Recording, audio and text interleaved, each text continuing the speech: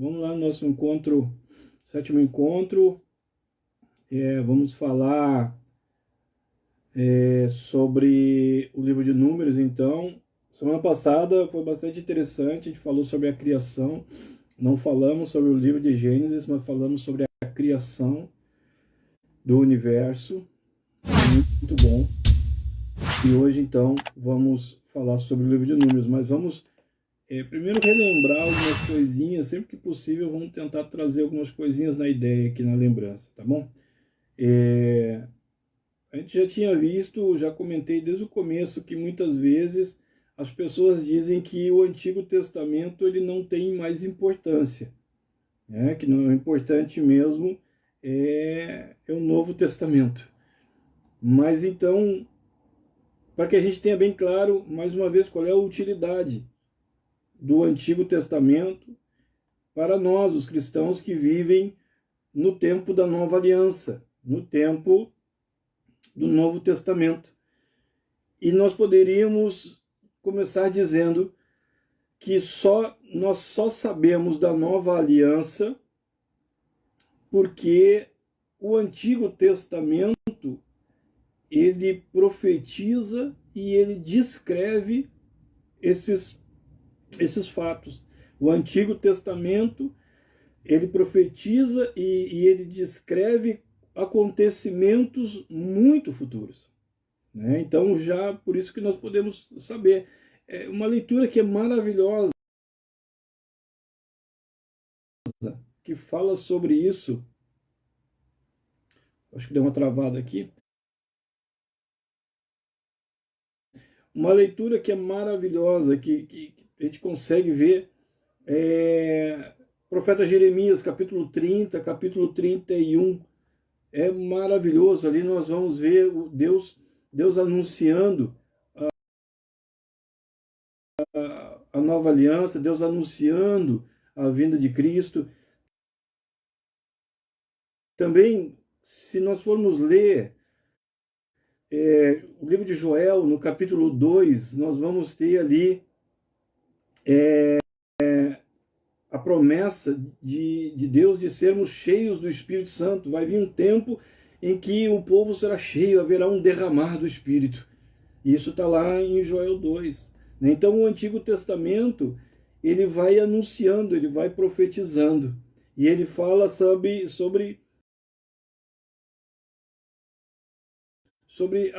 o Messias. Ele fala sobre o Messias e sobre a obra do Messias, né? Se nós formos ver, não tenho tempo de ver, mas vou deixar as referências. Salmos 2 fala sobre isso, Salmo 110 vai falar sobre isso, Isaías 9, Isaías 11, Isaías 53, né? Tudo isso fala sobre o Messias e anuncia a obra do Messias já lá no Antigo Testamento. No Antigo Testamento também, se nós formos relembrar ali o livro de Levítico, quando nós conversamos, compartilhamos sobre o livro de Levítico, nós vamos ver também que ali tem fala sobre um sistema sacrificial. E quando o Levítico está falando sobre esse sistema sacrificial, na verdade está preparando o caminho para o sacrifício substitutivo de Jesus. Lembra que existe um pecado e o pecado é a morte, alguém tem que pagar com a vida. Então haviam ali o sacrifício dos animais. Então, em Levítico começa a tratar sobre sacrifícios, começa a falar sobre isso, já preparando o caminho para o derradeiro sacrifício, que seria o sacrifício, e foi o sacrifício de Jesus. Então, o Antigo Testamento ele é muito importante, né? Também, se nós formos ver Romanos 15, 4, aí temos toda a certeza. Romanos 15, 4 vai dizer porque tudo que está nas Escrituras foi escrito para nos ensinar, a fim de que tenhamos esperança por meio da paciência, por meio da coragem que as Escrituras nos dão. Então, o Antigo Testamento, ele também O Antigo Testamento ele também é muito importante nos nossos dias, porque ele vai nos ensinar a ter a paciência, a ter esperança e ter a coragem. Né? Está lá o apóstolo Paulo nos ensinando que tudo é importante porque é para nos ensinar. E quando nós aprendemos, nós temos esperança. A pessoa que não aprende, a pessoa que não sabe, ela é uma pessoa que ela não tem esperança. Né? Mas quando nós crescemos nisso, nós temos esperança, esperança por meio da paciência e por meio da coragem, que vem da onde? Que vem das Escrituras. Né? Então tudo é muito importante.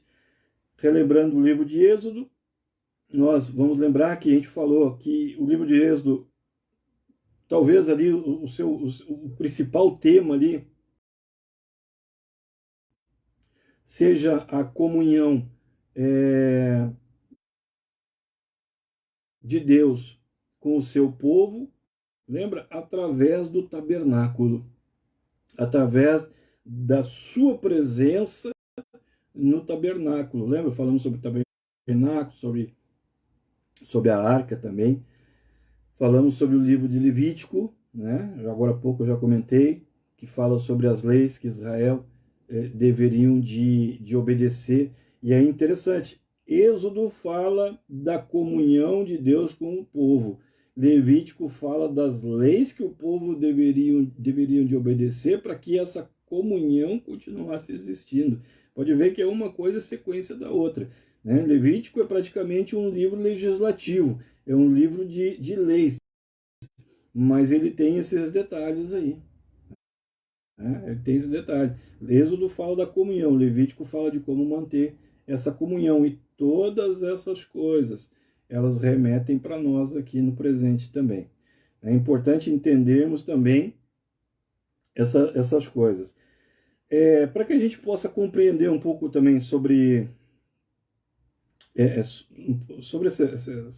questão da saída de Israel do Egito, é importante nós entendermos um pouco isso aí, a saída do Egito, que está lá em Gênesis. Israel, ele sai, isso vai ser importante para que a gente possa entender um pouco agora e possa compreender toda a história. Vamos tentar construir essa história que a gente já ouve há tanto tempo, de Gênesis, Êxodo. Vamos passo a passo tentar construir essa história aí para conseguir entender Israel, como é que aconteceu. Israel estava no Egito, ele sai do Egito, está lá em Gênesis, e ele passa então para a península do Sinai. Né? Muitos já ouviram falar do Monte Sinai. O Monte Sinai, onde Moisés subiu, recebeu lá as suas tábuas das leis, ele fica na península do Sinai. E durante esse tempo que ele sai de Israel e ele fica na península do Sinai, então ali Israel ele começa a tomar uma forma de nação. Foi nessa região que Israel também ouviu pela primeira vez a voz de Deus, e foi também aonde Israel recebeu as tábuas da lei. Então, no Êxodo, tentando resumir um pouquinho, no Êxodo e no Levítico, vê como é importante isso. Israel começa a se tornar uma nação com uma forma, não se torna uma nação, mas começa a tomar um formato de nação, começa a ter uma forma política, uma forma jurídica e uma forma social. Mas o que tem a ver Israel com a gente? Depois, ao longo do tempo, nós vamos entender a importância de Israel, porque até mesmo nos sinais do Apocalipse, né, nós precisamos observar Israel. Tá? Então, para que a gente possa entender lá, nós precisamos compreender agora.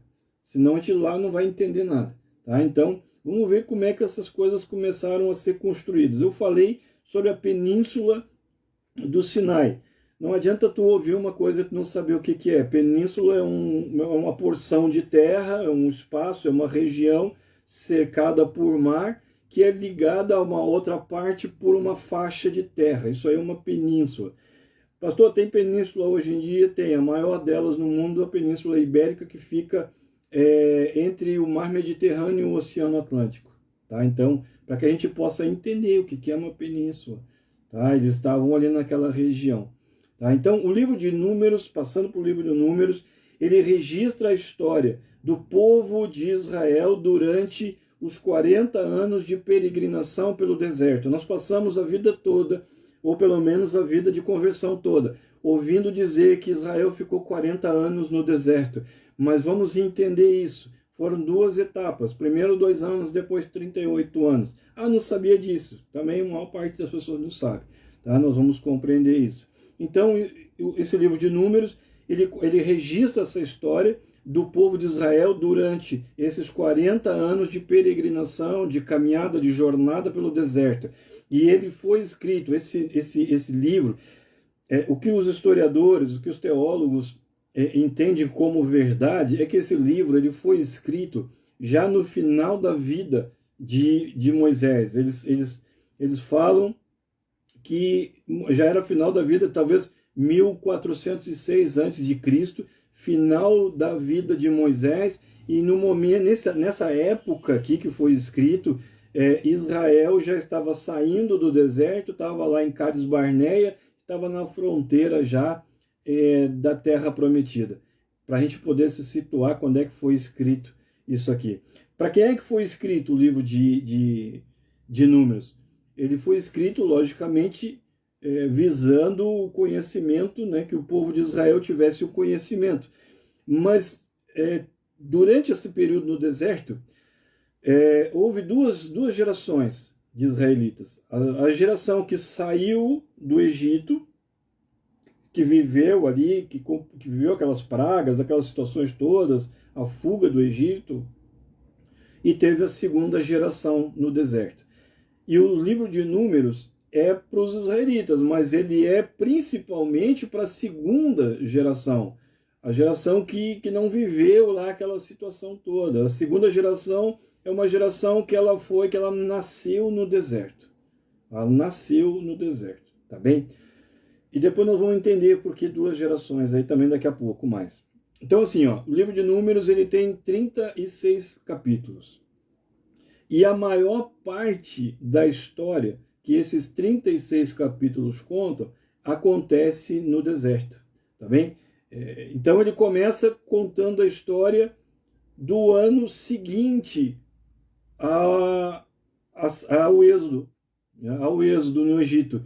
Se a gente pegar o final do Êxodo, do livro de Êxodo, e pegar ali Números 1 até 14, mais ou menos, né, a gente vai conseguir ver ali uma sequência de assuntos. Uma sequência.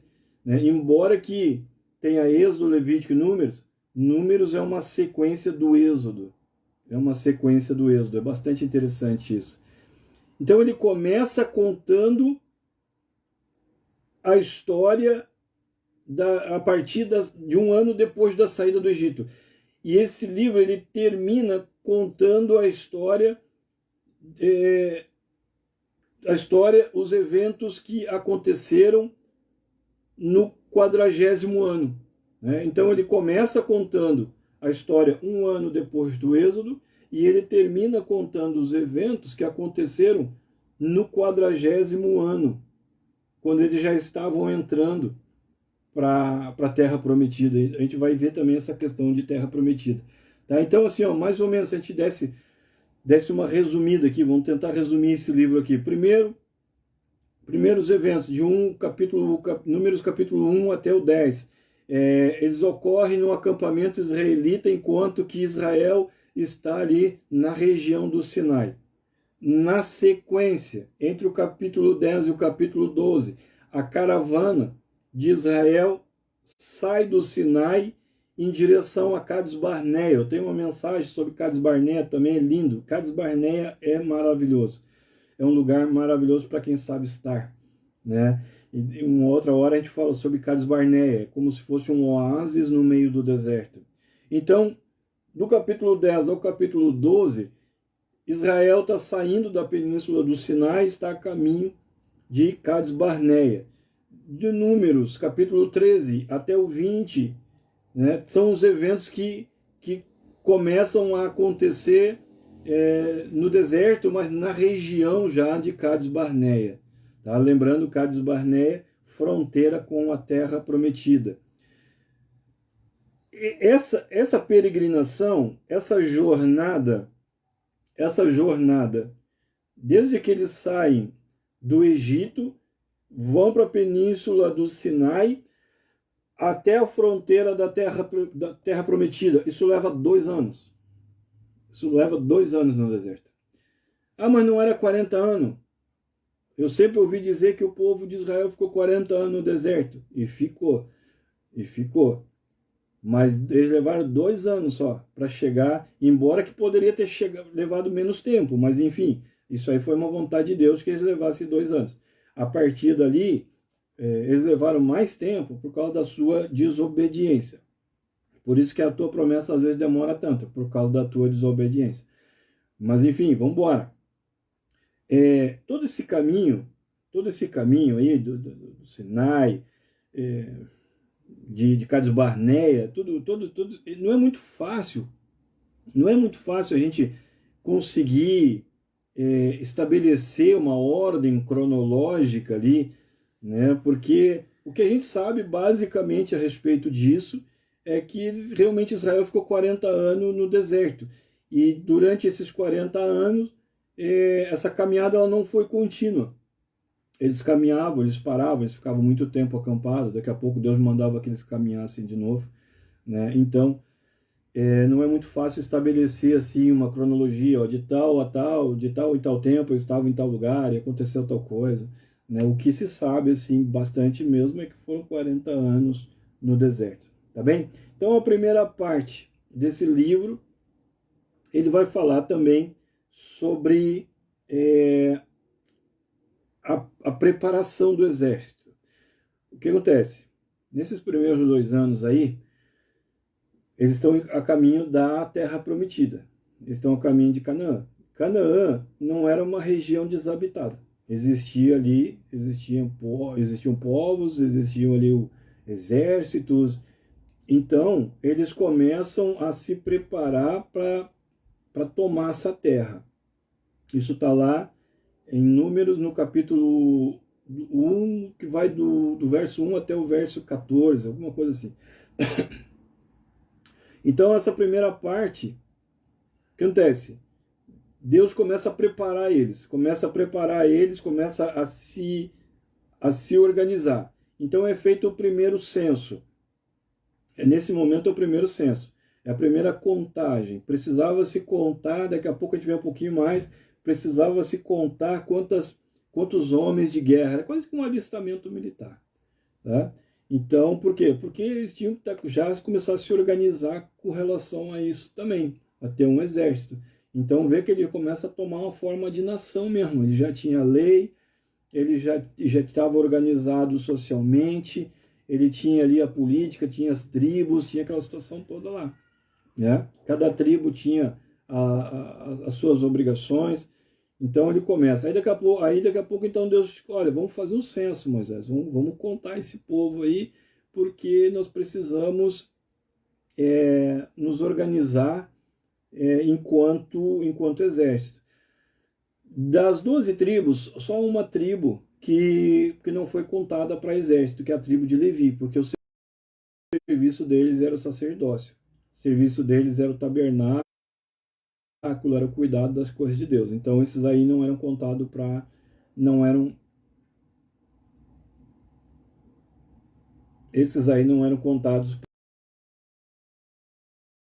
para a guerra, tá bem? Então a primeira parte do livro vai registrar isso. A segunda parte do livro vai mostrar a marcha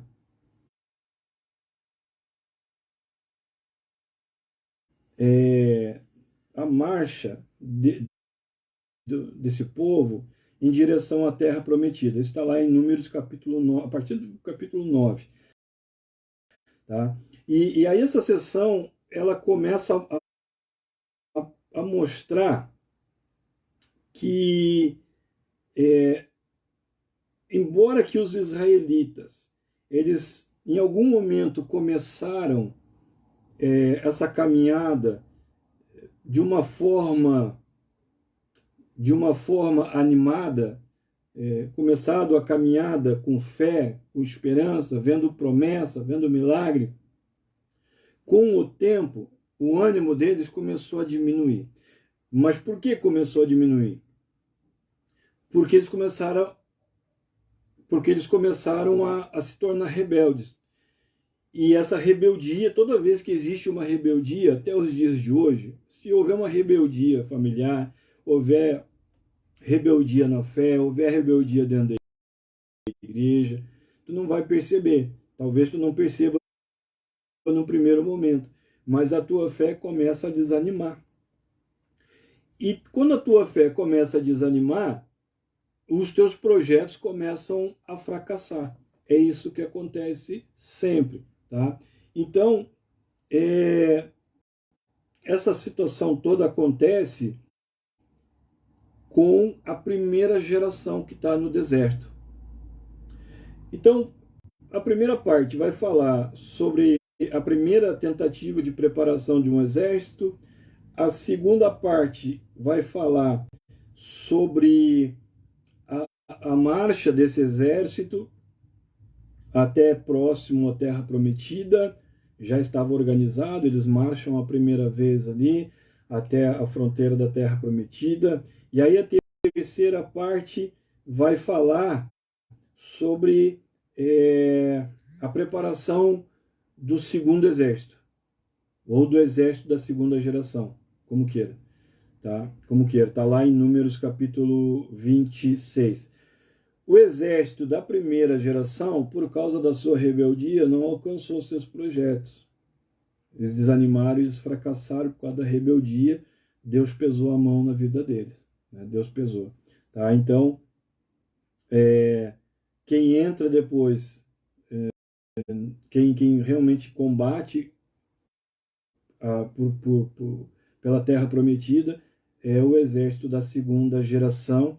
Deus teve misericórdia, Deus restaurou Israel, restaurou a sua graça em Israel, e aí então o povo pôde ter acesso à Terra Prometida. Tá bem? Então assim, Números, capítulo 1 até o 10, vai mostrar Israel se preparando, se organizando e também santificando. Números do 10 até o 12 vai mostrar Israel marchando em direção a Cades Barneia, fronteira da Terra Prometida. Levou 2 anos desde que eles saíram do Egito. Números 13 até o 20 vai mostrar Israel em Cades Barneia, fronteira da Terra Prometida, e também vai mostrar a partir daí outros momentos. A partir desse momento também já começa a despontar a liderança de Josué. Moisés aqui também já vai finalizando a sua história e vai despontando então a história de Josué, tá bem? Então assim, o livro de Números, embora que ele possa parecer meio cansativo, né, porque é extenso, né, mas ele vai falar também sobre soberania de Deus. Ele deixa claro também misericórdia de Deus, a graça de Deus, ele deixa claro a fidelidade, a justiça de Deus. Tudo isso está no livro de Números. Através do exemplo da primeira e da segunda geração, nós encontramos ali também, no livro de Números, um forte apelo de Deus a cultivarmos uma vida de santidade e uma vida de obediência. Pastor, está tudo isso aqui no livro de Números, está tudo aí. Está tudo aí, é só ler devagar, ler com paciência. De novo, o que nós estamos conversando aqui, não teria como a gente fazer um estudo do livro de Números em 1 hora, não tem como. Mas eu vou dando a chave do entendimento. Agora, quando tu pegar a tua Bíblia e for ler o livro de Números, tu já sabe mais ou menos do que se trata. Então, conforme tu vai lendo a história, tu vai conseguindo pegar, tu vai conseguindo entender o que está escrito ali, tá? Então, o livro de Números, embora que seja bem extenso, tem 2 contagens ali, às vezes fica bastante cansativo, é o Sinai, mas daqui a pouco não está mais no Sinai, daqui a pouco já está em Cades Barneia. O que é Cades Barneia? Tá? Mas também o livro de Números, ele fala de uma vida de santidade, uma vida de obediência, né? E uma vida também, que a gente poderia dizer, de serviço a Deus, né? Números deixa claro que uma vida de pecado não pode ser a característica do povo que serve a Deus. Uma vida de desobediência, de murmuração, não pode ser a vida do povo que serve a um Deus que é santo e que é justo, né? Então, o livro de Números, ele é importante para nós nos nossos dias, né? Quantas coisas nós podemos aprender aqui, tá bem? Então, assim, Israel sai do Egito, isso lá no Gênesis, vai para a península do Sinai, lá no Monte Sinai, vai ouvir a voz de Deus a primeira vez, vai receber as tábuas dos 10 mandamentos e outras situações ali, outros eventos. E ele começa a caminhar, então começa a marchar em direção a Cades Barneia, fronteira da Terra Prometida. O que é Terra Prometida, afinal de contas? Muito se fala sobre Terra Prometida, mas o que é isso? Será que isso existe? Será que não existe? Onde é que fica essa tal de Terra Prometida? Deixa eu te falar. Terra Prometida, ou também chamada de Canaã, é a mesma coisa. Ou também, muitas vezes as pessoas dizem a terra que mana leite e mel. Mesma coisa. Tanto faz, terra que mana leite e mel, ou Canaã, ou Terra Prometida, é tudo a mesma coisa. E faz referência, isso é uma região muito grande, aonde hoje está estruturado, está montado o Estado de Israel.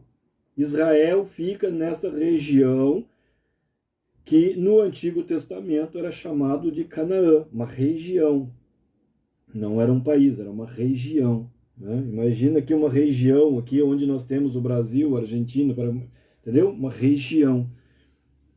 Então, essa região hoje ela ainda existe, é onde está Israel, é onde está o Líbano, né? É uma região ali que pega também parte ali do Mar Vermelho, do Mar Mediterrâneo, né?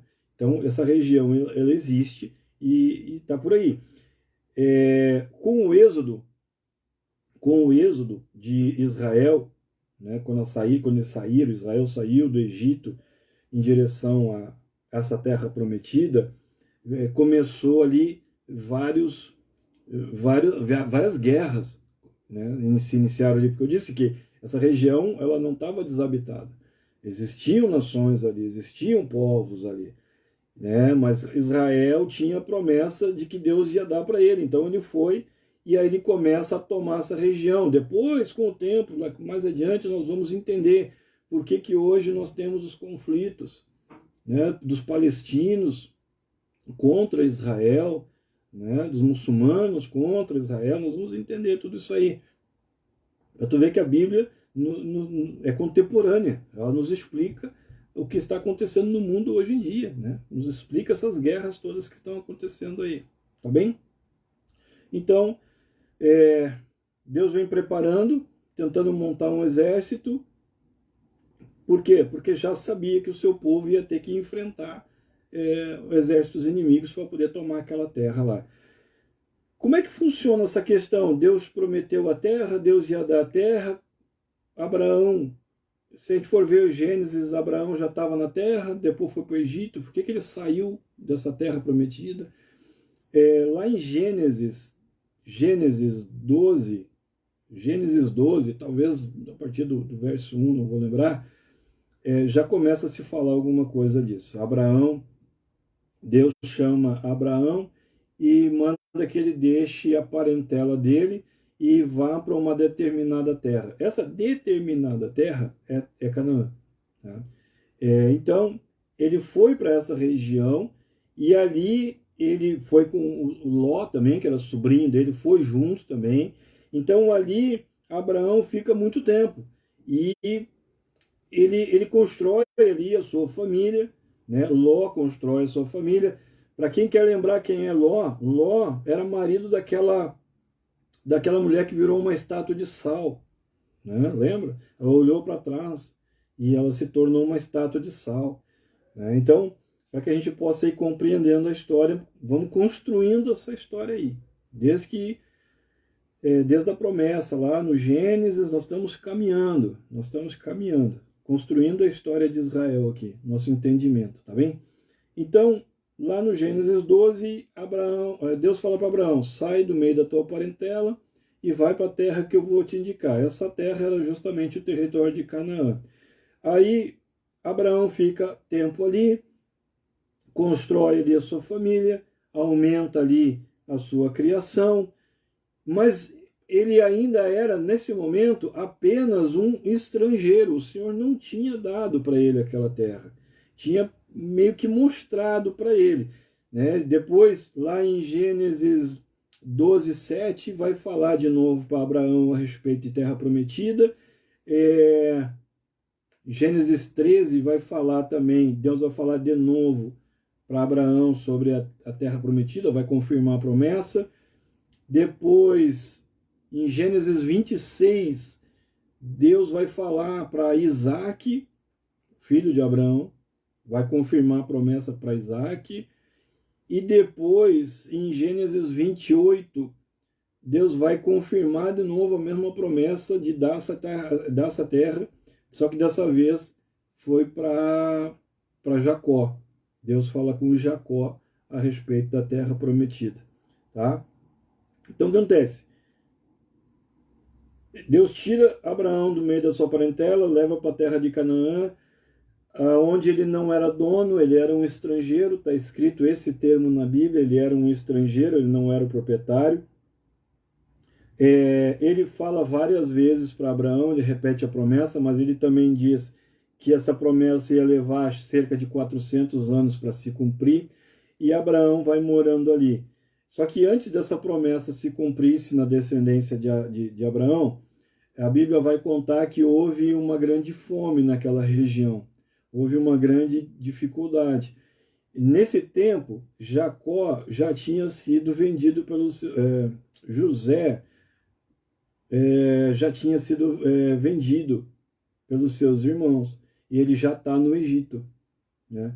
Então, o que acontece? A descendência de Abraão fica vivendo ali na região de Canaã, e quando dá essa grande fome na região, essa família ela vai para o Egito, e ela fica sendo sustentada lá no Egito, ela cresce lá. Lembra? Ela vai lá para uma parte bem próspera do Egito, ali onde eles vão plantar, eles vão colher, e ali começa então a crescer. E depois desse tempo, então, eles também se tornam escravos no Egito.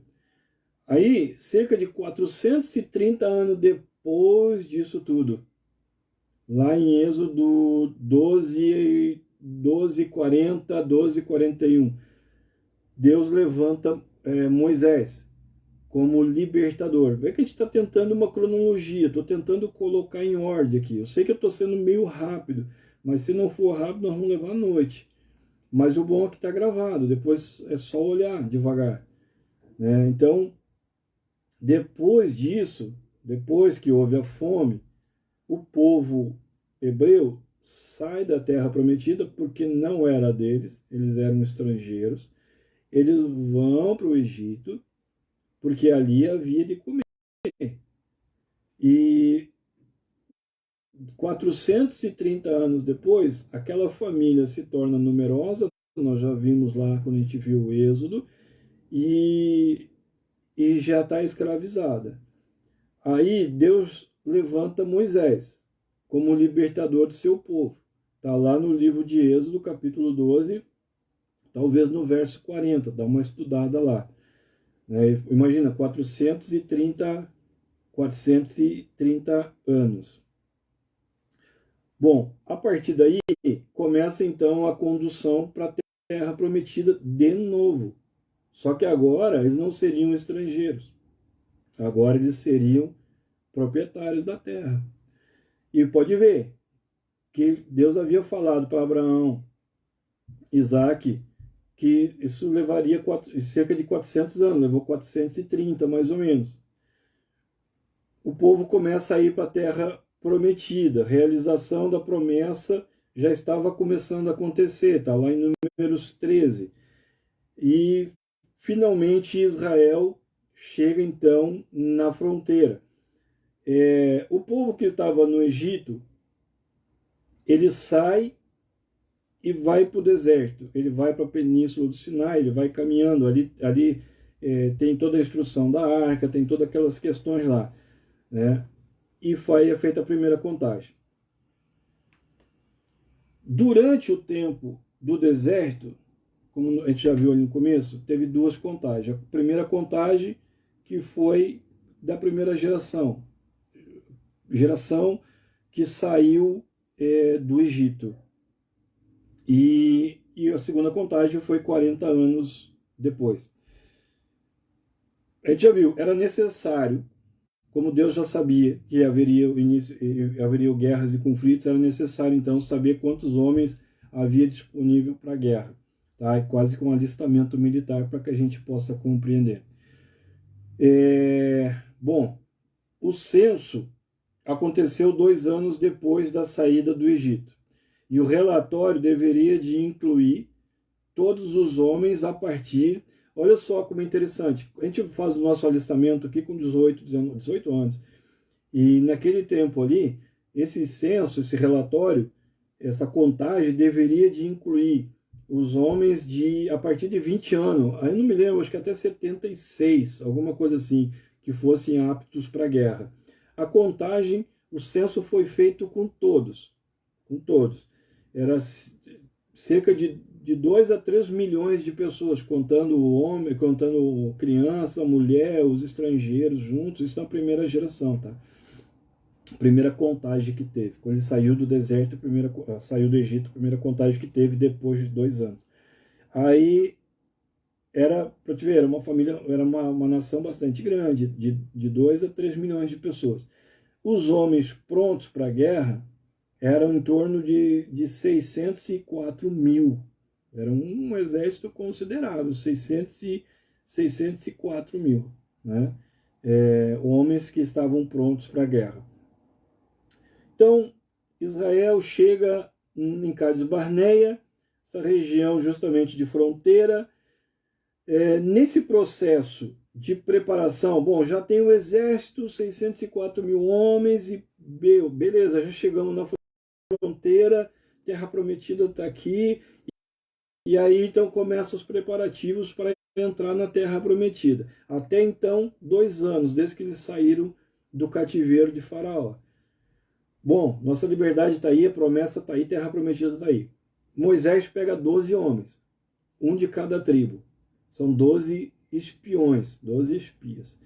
E diz para eles, vocês vão lá, entra na terra e verifica se realmente, como é que é essa terra, verifica se é boa mesmo, né? Fica lá. E eles ficaram 40 dias. Esses 12 homens, um de cada tribo, príncipes, né? Eram pessoas importantes nas suas tribos. E isso é interessante a gente perceber. Eram pessoas importantes, pessoas que a palavra deles era peso nas tribos. E aí eles entram, então, na terra como espião, e eles ficam ali 40 dias, eles observam o povo, eles observam a organização dos povos, eles observam a natureza, as frutas, a frutificação da região, tudo. Depois desses 40 dias investigando a terra, eles retornam. E aí então tem uma grande reunião para que eles possam passar o relatório de tudo que eles viram. E aí então 10 eles trouxeram leite, mel, trouxeram cachos de uva que dizem que realmente eram muito grandes, figos, né? Eles trouxeram da terra prometida. E eles disseram, olha, realmente é tudo perfeito, é tudo maravilhoso mesmo. Deus falou que é grandioso lá, e realmente é. Realmente é, nós olhamos, é tudo maravilhoso lá. Só que também tem uma coisa, o exército deles é grande também. Os inimigos, eles são muito grandes. E existe uma impossibilidade humana de nós conseguirmos vencer, né? De nós conseguirmos vencer. E como eles tinham opinião, e é interessante, tu tem que estar com pessoas que te deem opinião, que te motivem, né? Veja bem, olha o efeito da opinião. Aí aquele povo que estava pronto para a promessa, que estava animado para a promessa, o que acontece? Por causa de 10 pessoas, 10 homens, eles se deixaram influenciar pela opinião dessas pessoas. E aí eles começaram a murmurar contra Deus. Eles começaram a murmurar contra a promessa. Eles começaram a rejeitar a promessa de Deus. Ah, então, se era para morrer aqui, por que deixou nós no Egito, então? Queremos voltar para o Egito, então. Eles começaram esse... Mesmo que eles tenham vivido grandes coisas, tenham visto grandes coisas, e até hoje é assim, dentro das igrejas é assim, dentro das famílias é assim, mesmo que tu já tenha visto Deus fazer grandes coisas, trazer grande livramento, sempre tem uns que se deixam levar pela opinião dos outros, pela conversinha dos outros, murmuração dos outros. Aliás, tem uma coisa, as pessoas só falam o que não deve porque tem aqueles que estão dispostos a escutar. Enquanto tu emprestar teu ouvido, é isso daí, sabe? Rebeldia. Tu não peca só nas coisas que tu faz, tu peca nas coisas que tu permite. Então, se a pessoa está falando, é porque tu está permitindo que ela fale, tu está emprestando teu ouvido. Pastor, não eram 12 homens? Eram 12. 10 vieram com opinião totalmente contrária e desfavorável, botando o povo para baixo, incitando o povo, quiseram apedrejar Moisés. Foi uma coisa. Foi uma coisa. Teve 2 que foi diferente. Foi Josué e Caleb. Josué e Caleb disseram, olha, na verdade, assim, ó, o inimigo é grande mesmo. O inimigo é grande, os desafios não vão ser fáceis, é complicado nós conseguir entrar, mas Deus é conosco, Ele foi conosco até agora. E Ele vai cumprir a promessa. Vale a pena. Vale a pena a gente enfrentar esse desafio. Vale a pena a gente continuar na fé. Mas, logicamente, que 2 contra 10, né? Então, o povo se levantou ali contra Moisés, se levantou contra a promessa, né? Quanta gente deixa a igreja por causa da opiniãozinha de outro, por causa da conversinha de outro. Quanta gente se levanta contra pastor, contra não sei o que lá, ou um contra o outro dentro da igreja por causa de conversinha que ouviu. Foi isso que aconteceu. Veja bem, eu disse que foi 2 momentos, um de 2 anos e um de 38. Foram 2 gerações. A primeira geração que saiu do Egito e que chegou até aqui e se rebelou contra Deus. Se rebelou contra Deus, se levantou contra a liderança, fez um monte de coisa. Aí o que Deus fez? Vocês não vão mais entrar na terra. Vocês não vão mais entrar na terra. Acabou. Vocês não vão sair daqui. Essa nação não vai sair desse deserto até morrer o último. Só quem vai entrar na terra prometida é Josué e Caleb. Porque eles mostraram um espírito diferente. Bem isso a Bíblia fala. Eles mostraram um espírito diferente. Sabe o que é um espírito diferente? É uma fé excelente. É convicção. É convicção, é postura, é caráter. Tudo isso Deus encontrou em Josué e Caleb. Não encontrou nos outros. A partir dali, eles ficaram 38 anos no deserto, até que o primeiro exército, os 604 mil aquele, já tivesse morrido todos. Quando nós vamos ver lá em Josué, capítulo 5, verso 6, lá no livro de Josué, ele vai falar que o povo andou pelo deserto 40 anos, até se acabar a nação, a primeira nação, a nação que saiu do Egito. Naquela geração lá, ela teve que acabar para que a promessa pudesse, então, se cumprir. Dá uma lida depois lá. Muito bacana. Josué, capítulo 5, verso 8. Então, 40 anos depois de ter saído do Egito, e 38 anos depois da rebeldia, Israel já estava pronta. A primeira geração morreu, Moisés também não entrou na Terra Prometida, Josué já tinha sido levantado por Deus como um novo líder, e aquela geração estava pronta então para prosseguir, né? Sabe, é isso aí, a tua conduta atrasa a tua promessa, a tua conduta atrasa a tua promessa, o teu ouvido atrasa a tua promessa, a tua boca atrasa a tua promessa, o teu comportamento atrasa a tua promessa, tudo atrasa a promessa, irmão. Por isso que tem muita gente que fica no deserto, só vendo os outros prosperar, né? Então, daquela geração, só para a gente lembrar bem, Deus disse assim, olha, ninguém vai entrar, não gostei, ninguém vai entrar, vocês se levantaram contra mim, ninguém vai entrar, pronto, acabou. Vai ficar aí nesse deserto aí, vai ficar aí, não tem promessa para vocês, vão morrer aí agora, vão morrer. E só Josué e Caleb que não. Josué e Caleb não, que eu encontrei aí um espírito diferente, encontrei uma convicção, encontrei um caráter, uma situação diferente neles. E é tremendo, a história de Caleb, então, muito, muito boa, né? Tem uma parte que ele vai dizer assim, olha, eu estou tão forte quanto antes, eu estou tão animado quanto antes, eu tenho tanta convicção quanto antes. A história de Caleb, eu acho que já ministrei Caleb também, é fantástico. Tá? Então, o povo sai do Egito, vai para a península do Sinai, durante essa caminhada até Cades Barneia, eles vão ali recebendo as leis, o tabernáculo e a arca, a presença de Deus, e aí é feita a contagem dos homens, porque Deus já está preparando já está preparando o exército, está começando a construir um exército, 604 mil homens, a nação era de 2 a 3 milhões de pessoas, né, atravessando o deserto. Quando chega em Cades Barneia, que era para receber a promessa, para entrar lá, eles não entraram e ainda murmuraram, e ainda foram contrários, ele tinha uma palavra contrária, Deus se ira com eles. Então, Deus se ira, e a partir dessa ira aí, por causa da rebeldia deles, eles ficaram mais 38 anos. Tinham ficado 2, ficaram mais 38. Então, fecha os 40 anos do povo de Israel no deserto. A partir, então, daí, 38 anos, todos aqueles que Deus que tinham se rebelado, muita coisa aconteceu, só lendo lá, que tinham provocado a ira de Deus, aquele povo lá já morreu. Estava a geração deles, a segunda geração, seus filhos. Então, estavam prontos então para agora seguir adiante o projeto de Deus de entrada na Terra Prometida.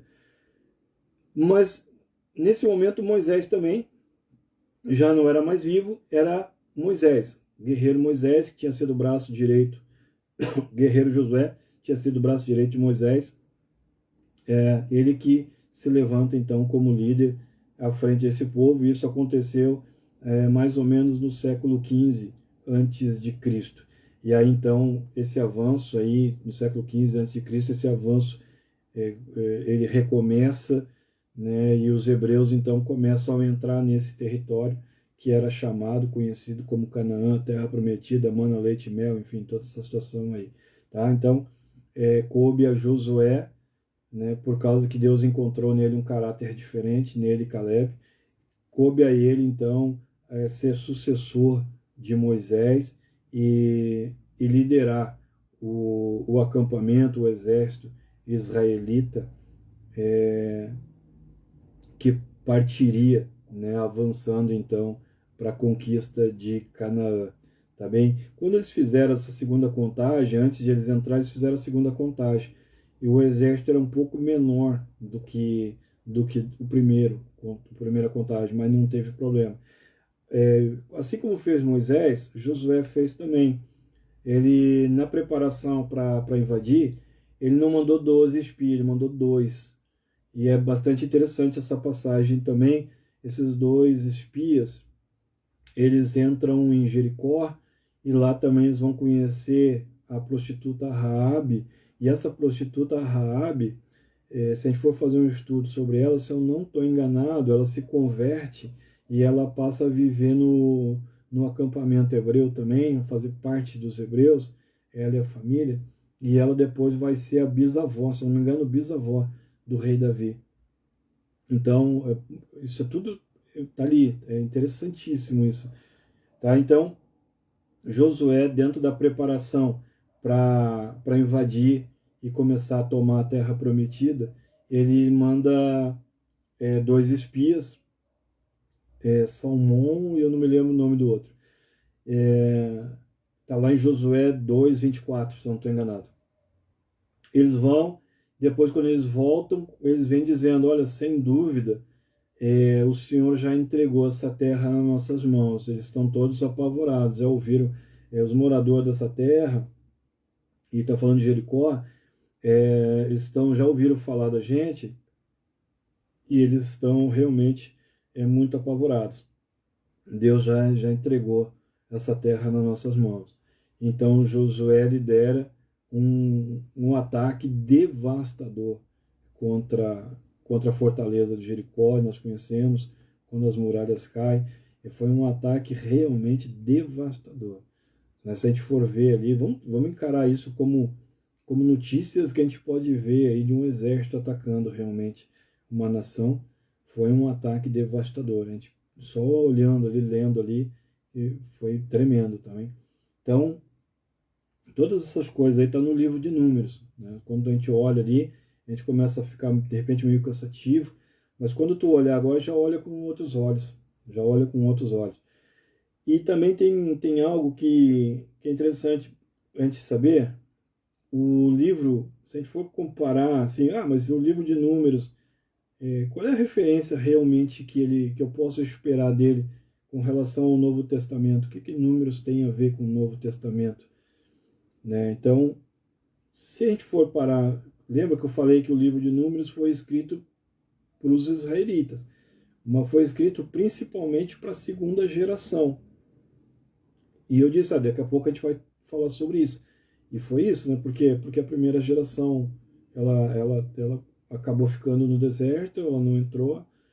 Então, essa história foi contada para a segunda geração. Mas também, ela é extremamente importante e ela é extremamente relevante para os cristãos de qualquer época, né? Da época deles lá, 1400 antes de Cristo, enfim, como também é importante para nós aqui no nosso tempo. Porque se a gente for ver o livro de Números, ele aponta diversas vezes, e é interessante tu poder anotar isso agora, para depois tu poder fazer um estudo. Olha só, eu vou te mostrar, vou te dar as referências, tá? Não dá tempo para a gente ver, é tudo. Mas assim, eu vou te dar as referências, que tu vai ver o livro de Números, concordando com o Novo Testamento. Se tu for lá no livro de Números, no capítulo 19, faz essa referência. Números, capítulo 19, tem muito a ver, ou tem tudo a ver, com o livro de Hebreus, capítulo 9, verso 13.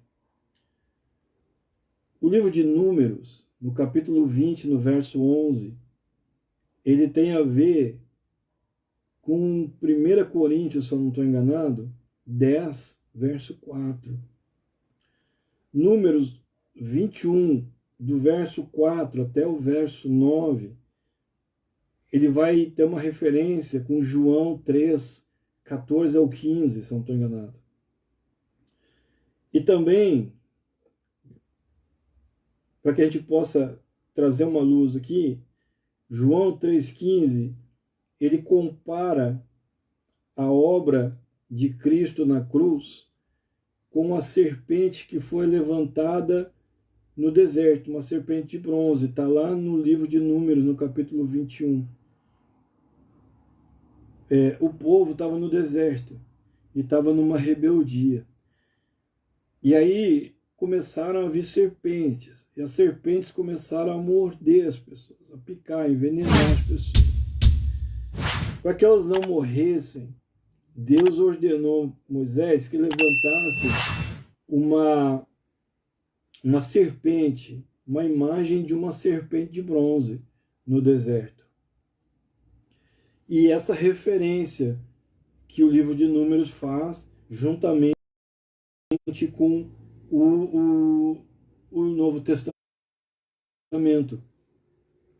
João 3,15, ele fala que é importante que Cristo fosse levantado na cruz, assim como a serpente foi levantada no deserto. Se nós formos ver Números 21, 4, nós vamos ver ali as pessoas sendo mordidas por cobras. Se nós formos ver no Novo Testamento, as pessoas não são mordidas por cobra, mas são mordidas pelo pecado. Se nós formos ver as pessoas com dor, inicialmente com dor, com sofrimento por causa da mordida da serpente, nós vamos ver as pessoas aqui começando, inicialmente tendo pouca dor, mas depois um sofrimento muito grande por causa do pecado. Nós vemos aqui em Números, a morte física por causa do veneno das cobras. Nós vemos aqui no Novo Testamento a morte espiritual por causa do veneno do pecado. Nós vemos a serpente levantada, a serpente de bronze, levantada no deserto. E a ordem era todo aquele que olhar para a serpente, ficar na sombra da serpente, será curado. E nós vemos Cristo sendo, no Novo Testamento, Cristo sendo levantado numa cruz. E todos que olharem para essa obra serão salvos do pecado, serão salvos do veneno, serão salvos da morte eterna. Enquanto que as pessoas, o olhar para a serpente de bronze salvava a vida da pessoa, aqui no Novo Testamento, o olhar para Cristo salva a pessoa da morte eterna. Então, olha as referências que nós temos do livro de Números com o Novo Testamento. Se a gente for ver Números 16, nós vamos ver ali uma rebelião de Corá, nós vamos ver a vara de Arão florescendo lá em Números 17, e aí demonstrando que Arão era realmente o único sumo sacerdote, o único mediador de Israel. Se nós formos ver no Novo Testamento, vai falar que Cristo é o único mediador entre Deus e o homem. Então, Números concorda com o Novo Testamento. Lá em Timóteo 2,5, vai dizer que só há um Deus, só há um mediador. Números sempre concordando com o Novo Testamento. Sabe? Inclusive, quando se fala sobre a centralidade do tabernáculo, onde o tabernáculo recebia a presença de Deus, lá nos primeiros capítulos do livro de Números vai falar sobre isso, e isso daí já vai tipificando, já vai mostrando Cristo como o tabernáculo de Deus entre os homens, o tabernáculo de Deus nascido entre os homens. Então o livro de Números, ele é muito interessante para que a gente possa entender o Novo Testamento, revelação progressiva.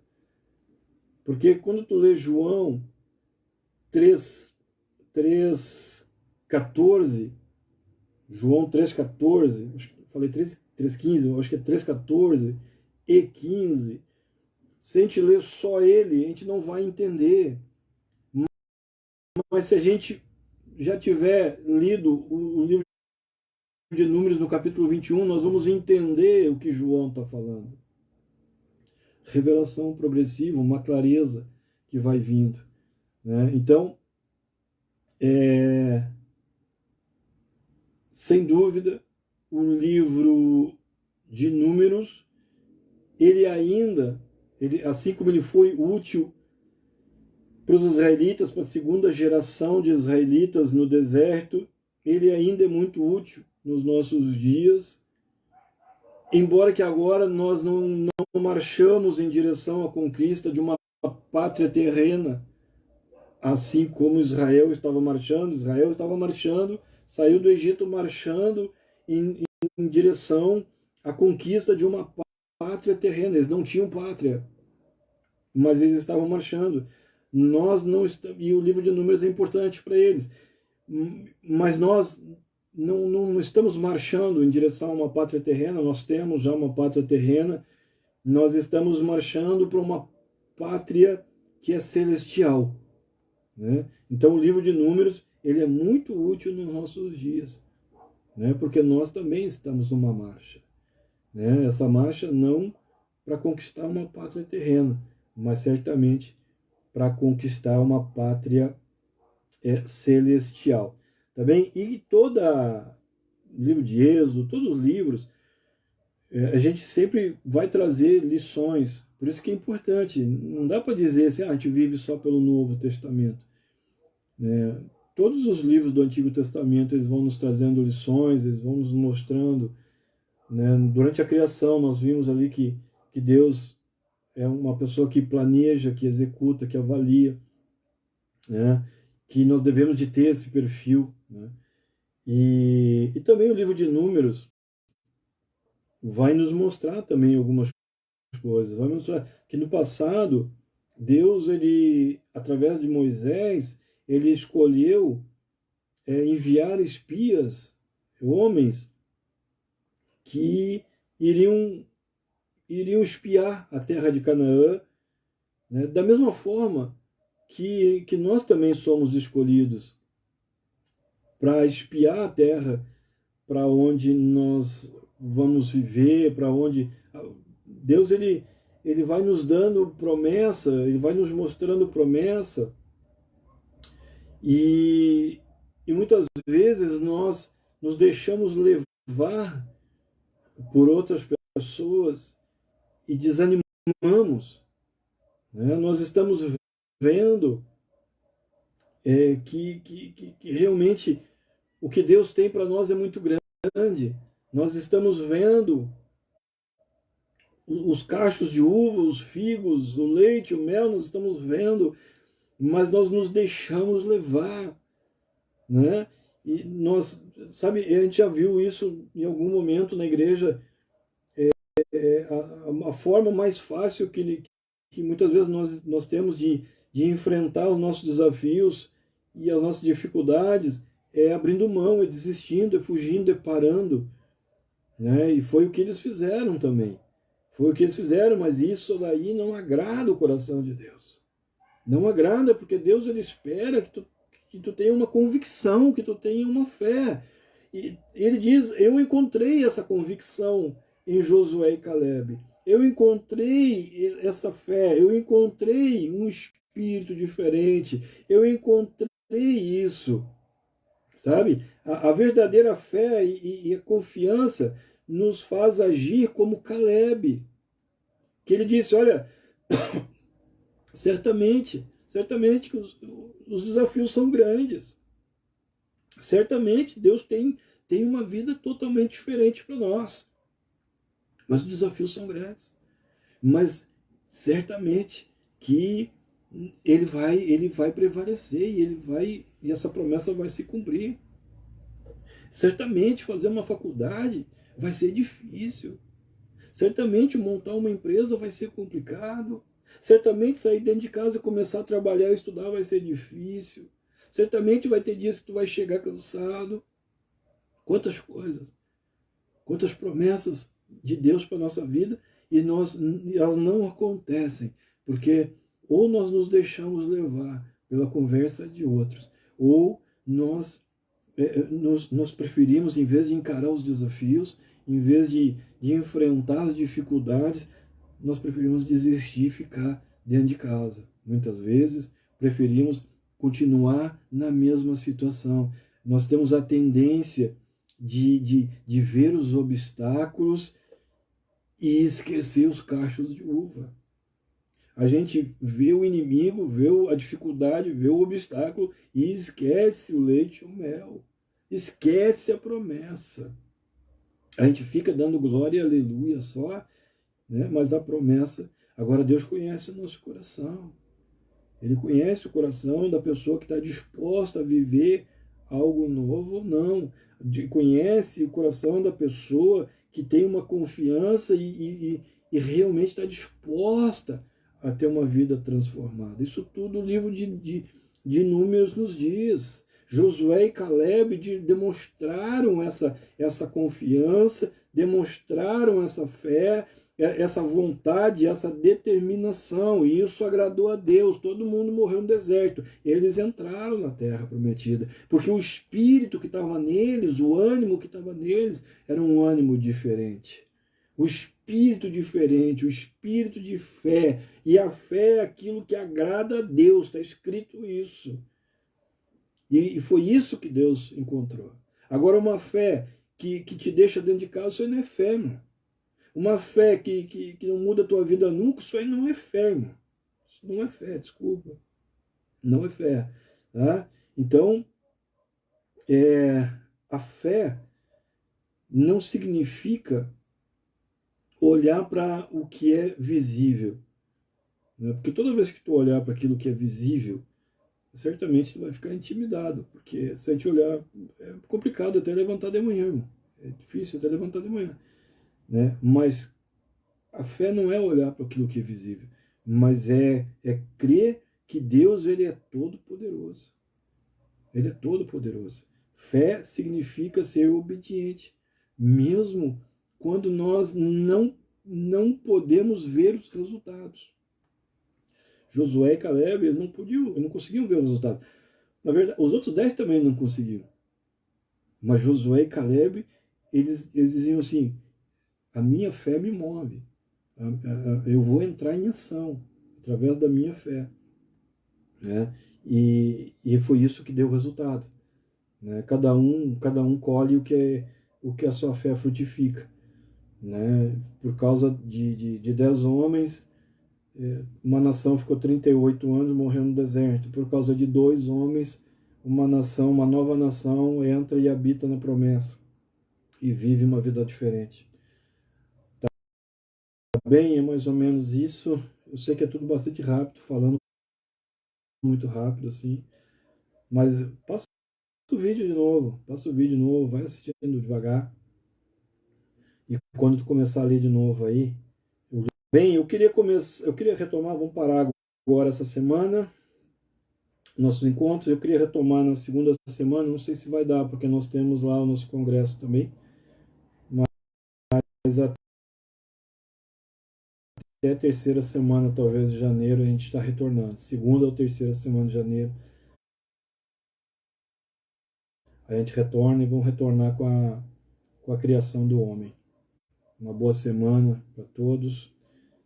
Também uma boa noite de Natal para todos, uma boa passagem com a família. Deus abençoe, que haja paz. Essência de Natal. Essência